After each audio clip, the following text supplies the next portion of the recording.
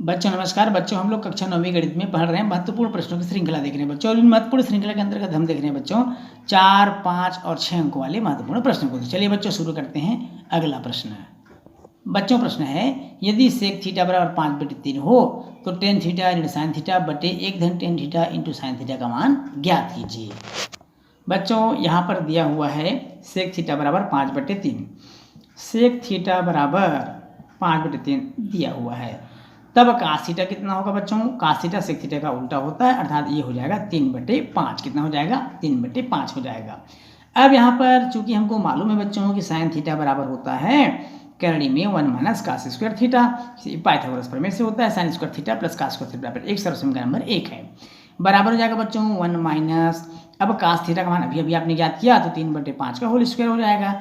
अर्थात जब हम इसको हल करेंगे तो ये हो जाएगा 1 माइनस 9, 3 3 या 9/25, अर्थात 3 3 9/5 5 25 हो जाएगा।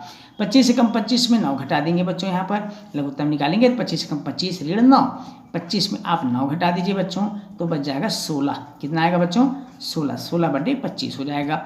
अब आप बताइए 16/25 में 16 का वर्गमूल कितना होता है और 25 का वर्गमूल कितना होता है? बहुत सरल है, कक्षा 8वीं में आपने पढ़ा है।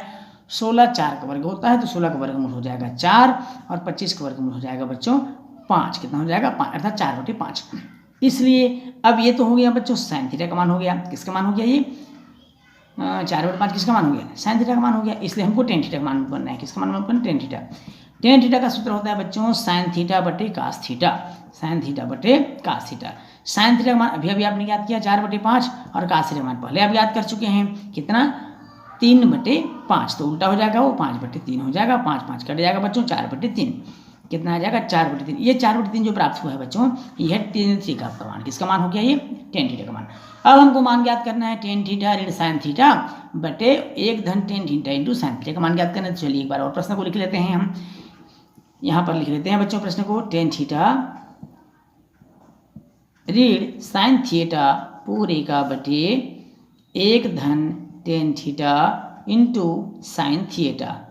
अब यहाँ मान भर दीजिए बच्चों। टेन थीटा का मान है 4/3, ऋण साइन थीटा का मान है 4/5, पूरे का बटे 1 धन 4/3 गुणे साइन थीटा का मान है कितना? 4/5। ठीक है बच्चों। अब 5 चौक 20, 3 चौक 12, अर्थात यहाँ पर हो जाएगा 20 ऋण 12/15, पूरे का बटे हो जाएगा 1 धन 4 चौक 16/15, 16 बटे कितना हो जाएगा बच्चों? 15 हो जाएगा। बराबर।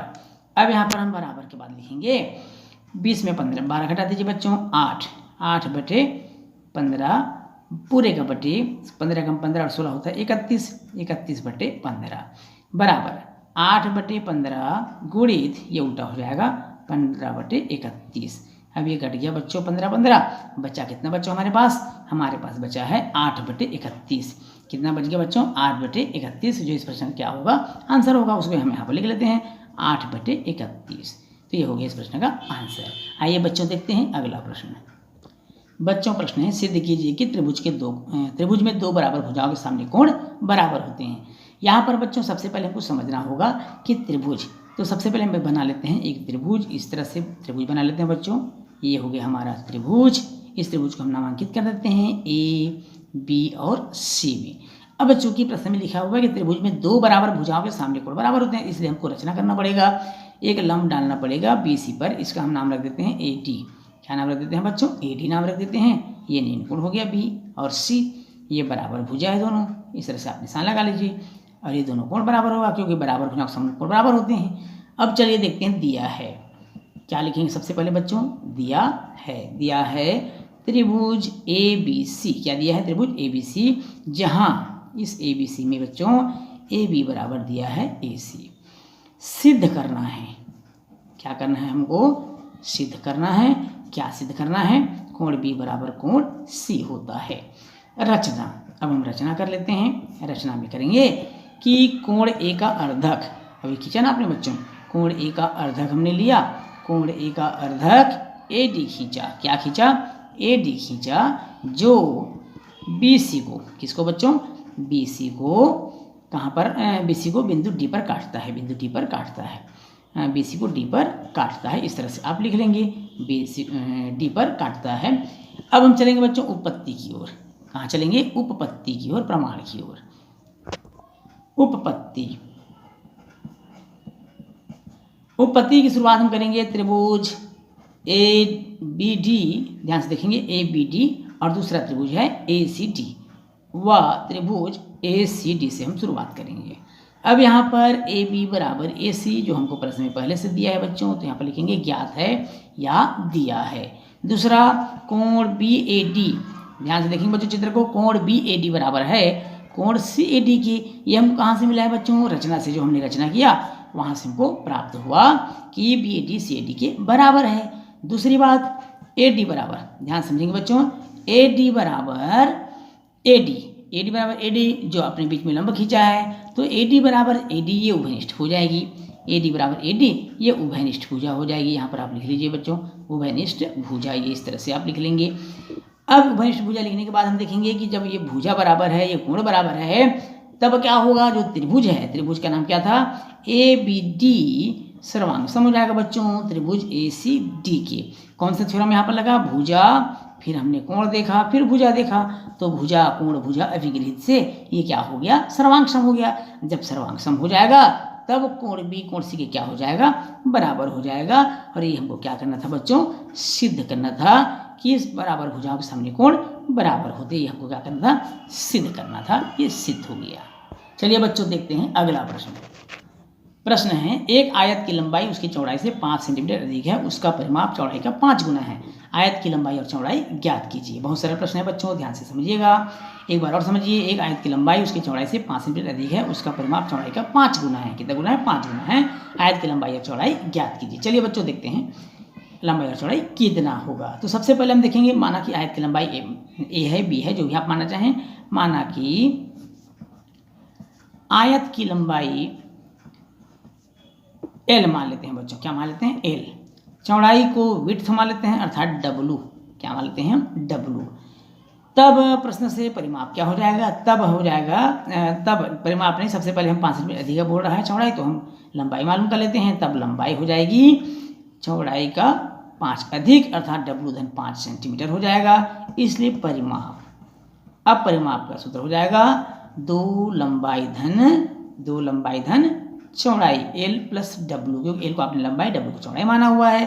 परिमाप चौड़ाई का 5 गुना है, तो 5 डब्लू प्रश्न में दिया बच्चों, 5 गुना है 2 लंबाई डब्लू धन 5 अभी आपने मालूम किया है, तो यहाँ लिख देंगे डब्लू धन 5 धन डब्लू, अर्थात चौड़ाई धन 5 धन चौड़ाई। अब यहाँ पर देखेंगे बच्चों, 2 का हम गुणा कर देते हैं, तब क्या होगा? 5 डब्लू बराबर हो जाएगा, डब्लू 2 बार आया है तो 2 डब्लू धन गुणित 2, अर्थात 4 डब्लू धन 5, 5 दूनी 10 हो जाएगा बच्चों। कितना हो जाएगा? 10 हो जाएगा। 4 डब्लू अपने तरफ पक्षांतर कर लीजिए, तो 5 डब्लू ऋण 4 डब्लू बराबर हो जाएगा 10। 5 डब्लू 4 डब्लू घटा दीजिए, 1 डब्लू बच जाएगा, अर्थात डब्लू क्या है? यहाँ पर चौड़ाई है, अतः चौड़ाई बराबर 10 आ गया बच्चों, 10 सेंटीमीटर। ये चौड़ाई मालूम हो गया। तब लंबाई कितना होगा? क्योंकि प्रश्न में लंबाई चौड़ाई दोनों मालूम करना है, तब लंबाई हो जाएगा जो चौड़ाई से 5 अधिक है, अर्थात 10 धन 5 बराबर हो जाएगा 15 सेंटीमीटर। और ये क्या हुआ बच्चों? हमारा आंसर हो गया। तो इस तरह से आप आंसर मालूम कर सकते हैं। चौड़ाई 10 सेंटीमीटर और लंबाई 10 धन 5, क्योंकि चौड़ाई से 5 अधिक है, तो 10 धन 5 बराबर 15 सेंटीमीटर। चलिए बच्चों देखते हैं अगला महत्वपूर्ण प्रश्न। अगला प्रश्न है, 2 अंकों वाली संख्या के अंकों का योग 8 है, अंकों का परस्पर क्रम बदलने पर प्राप्त संख्या दी गई संख्या से 18 अधिक है, वह संख्या ज्ञात कीजिए। अब यहाँ पर देखेंगे, हल में हम चलेंगे प्रश्नानुसार। माना संख्या का इकाई अंक x है। अब यहाँ इकाई और दहाई मानना पड़ेगा, क्योंकि 2 संख्या है बच्चों, इसलिए हमको इकाई और दहाई मानना पड़ेगा। माना संख्या का इकाई अंक हम यहाँ पर मान लेते हैं, इकाई अंक x है, और जो दहाई अंक है, कौन सा अंक है बच्चों? दहाई अंक है, इसको हम मान लेते हैं y। ये हमने मान लिया। तब प्रश्नानुसार या प्रश्न से अब दोनों अंकों का योग 8 है बोल रहा है, तो अर्थात x धन y बराबर हो जाएगा 8। दोनों अंकों का योग 8 है, ये समीकरण पहला हो जाएगा, या इसको पक्षांतर कर लीजिए आप, 8 x, इसको आप समीकरण पहला मान लीजिए। अब प्रश्न में तब संख्या मालूम कर लेते हैं। संख्या कैसे? 10 दहाई धन की इकाई होता है, तब संख्या हो जाएगी, संख्या में लिखा है x धन 10y, तब संख्या क्या हो जाएगी बच्चों? तब संख्या हो जाएगी x धन 10y। क्यों ऐसा हुआ बच्चों? क्योंकि इकाई को हमने x माना है और दहाई को y माना है। तो 1 इकाई धन 10 दहाई होता है, तो 1 धन 10 y हो जाएगा। या आप उल्टा भी लिख सकते हैं, 10 y धन 1 भी इसको लिख सकते हैं, कोई दिक्कत नहीं है। अब ये तो हमको संख्या मालूम हो गई। अब यहाँ प्रश्न में देखिए बच्चों, x धन y का मान अभी आपने ज्ञात किया 8x, तो जहाँ y है वहाँ आप उसका मान रख दीजिए, तो ये हो जाएगा 10 8 80 ऋण 10x। अब 10x में 1x घटा देंगे तो ये हो जाएगा बच्चों 9x। कितना हो जाएगा? 9x। ये हमको समीकरण पहला से प्राप्त हुआ, तो यहाँ पर आप समीकरण 1 से लिख सकते हैं, ये इस तरह से। अब हम देखते हैं अंकों का क्रम बदलने पर प्रश्न में जैसा कि लिखा है, अंकों का क्रम बदलने पर, अंकों का क्रम हमको बदलना है बच्चों, तो अंकों का क्रम बदलने पर, अंकों का क्रम बदलने पर क्या हो जाएगा बच्चों? 10 इकाई हो जाएगा और 1 दहाई हो जाएगा। अंकों का हमने क्रम बदल दिया है। ध्यान रखिएगा बच्चों, अंकों का हमने क्रम बदला है, स्थान नहीं, इसका हमेशा ध्यान रखेंगे। अर्थात x y अपने स्थान बदल लिए हैं, जहाँ y था पहले 10y था वहाँ 10x हो गया, और जहाँ 1x था वहाँ 1y हो गया। केवल संख्या बदली है और संख्या का स्थान नहीं बदलता। अब यहाँ पर देखिए 10x धन y का मान आपको ज्ञात था बच्चों, 8 x आपने मालूम किया था समीकरण पहला से। यहाँ पर पुनः समीकरण 1 से लिख सकते हैं। 10x में 1x माइनस करेंगे तो 9x हो जाएगा, 9x धन हो जाएगा यहाँ पर 8। अब हम चलते हैं प्रश्नानुसार, पुनः प्रश्नानुसार या प्रश्न से हम ऐसा लिख सकते हैं प्रश्नानुसार। प्रश्न में क्या बोल रहा है बच्चों कि प्राप्त अंक दी गई संख्या से 18 अधिक है। तो अभी नवीन संख्या क्या हमको मिला है? 9x धन 8, ये हमको नई संख्या मिली है। पुरानी संख्या क्या मिली थी बच्चों? 80 ऋण 9x मिली हुई थी।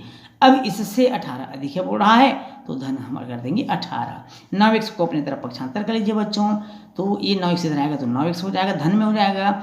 80 धन 18 इधर दिया हुआ है, इस 8 को उधर पक्षांतर करेंगे, ये हो जाएगा आपका ऋण में हो जाएगा। अब 9x कितना होता है बच्चों? 9x होता है 18x। कितना होता है? 18x है। तो अब यहाँ पर लिख देंगे 9 9 18x हो जाएगा, बराबर हो जाएगा 80। 18 में 8 घटाएंगे तो 10 बचेगा, 10 और 80 होता है 90। अब x बराबर हो जाएगा बच्चों 18 पंचे 90। x का मान कितना प्राप्त हो गया? 5 प्राप्त हो गया। ये हमारा आंसर नहीं है बच्चों, हमको संख्या मालूम करना होगा। तब संख्या, तब यहाँ पर इसलिए y का मान पहले निकाल लीजिए। y का मान कैसे निकालेंगे? 8 ऋण 5, 8 ऋण 5 अर्थात 3। y का मान कितना आ गया? 3 आ गया। तब हमको मालूम करना है संख्या। क्या मालूम करना है बच्चों? संख्या।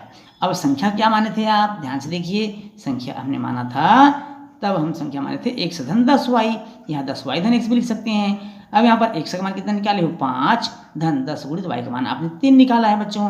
अब यहाँ पर 10 या 30, 30 और 5 कितना हो गया? 35। कितना हो गया? 35। ये 35 हमारा अभीष्ट आंसर होगा, अभीष्ट उत्तर होगा। चलिए बच्चों, इसके साथ ही आज क्लास को यहीं समाप्त करते हैं। बच्चों वीडियो अच्छा लगा हो तो वीडियो को लाइक और शेयर करिएगा। यदि आप चैनल में नए हैं तो चैनल को सब्सक्राइब करना बिल्कुल नहीं भूलिएगा। बच्चों, आपसे फिर मुलाकात होगी महत्वपूर्ण प्रश्नों के साथ अगले भाग में। तब तक के लिए नमस्कार।